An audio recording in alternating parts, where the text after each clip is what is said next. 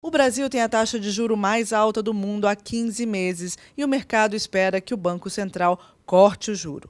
Os índices mais recentes de inflação desaceleraram, animando o mercado, que também leu com otimismo o último relatório de inflação. O Banco Central mostrou que a inflação cairá para a meta de 4,5% em 2017.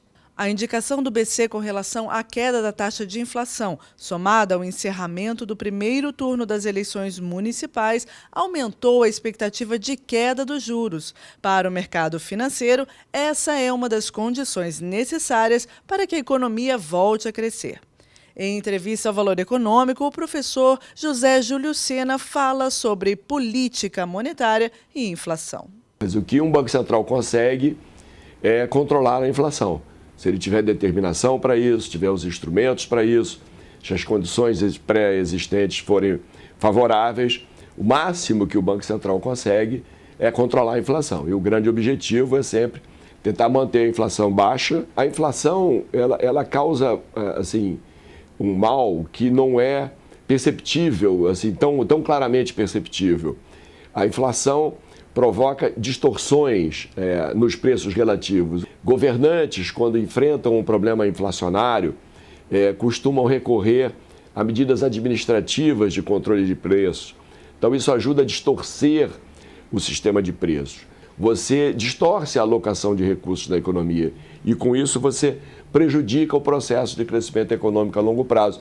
Isso não é perceptível a olho nu, mas é um custo horroroso, é um custo muito relevante do processo inflacionário. E na medida em que os políticos não entendam, né, o prejuízo que uma inflação elevada causa para a economia, eles acabam sendo mais lenientes, acabam perdoando, digamos assim, um pouco mais. Para que a inflação seja colocada sob controle, é muito importante que as contas públicas estejam também sob controle.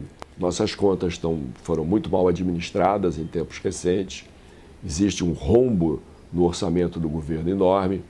E o que este rombo do orçamento acarreta em termos de dificuldades para controlar a inflação? Acarreta o seguinte: os agentes econômicos percebem que tem um rombo. O noticiário econômico alardeia isso. Isso fica muito claro para todo mundo. Como é que você corrige um desequilíbrio nas contas do governo? Só tem dois meios. Ou você corta os gastos, ou você aumenta impostos. As duas coisas não são bem recebidas pela população de modo geral. Então, você perguntou se existe algo que as autoridades deixaram de fazer para ajudar no combate à inflação. Sim, deixaram de administrar as contas públicas com mais competência, digamos assim. Quando o lado fiscal ajuda, você com menos juros, você atinge uma taxa de inflação que você está procurando. Em outras palavras, o custo de combater a inflação, custo real de combater a inflação, em termos de impacto no desemprego, impacto na atividade econômica, fica menor quando as condições fiscais são boas, são favoráveis. Mas tem um outro aspecto muito relevante, que é o seguinte: trazer a inflação para baixo, quando ela já se instalou, é uma coisa custosa. E o instrumento fundamental é a taxa de juros. E se você quer trazer a inflação para baixo, você precisa pôr em prática um nível de taxa real de juros superior ao que se entende ser o juro de equilíbrio da economia, aquele que é mais neutro, digamos assim, que não provoca nem expansão nem contração da economia, não provoca nem deflação nem inflação. Os economistas chamam isso de juro neutro. Então você tem que... E o juro neutro no Brasil, as estimativas sugerem um patamar relativamente elevado. Então, quando você tem que colocar a taxa real de juro praticada pelo Banco Central num patamar relativamente elevado, disto advém custos.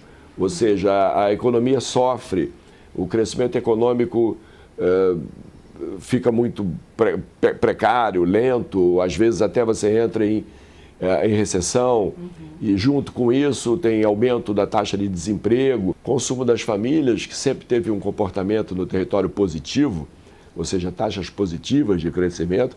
Nos últimos 2 anos, o consumo das famílias andou para trás, né? Retração de 3%, 4% em termos reais. seja, as pessoas consumindo menos do que consumiram em períodos anteriores. E isso não aconteceu de graça, nada acontece do nada, assim, sempre tem um fator, né? Sempre, relação de causa e efeito está sempre presente numa economia. Houve muito estímulo ao endividamento.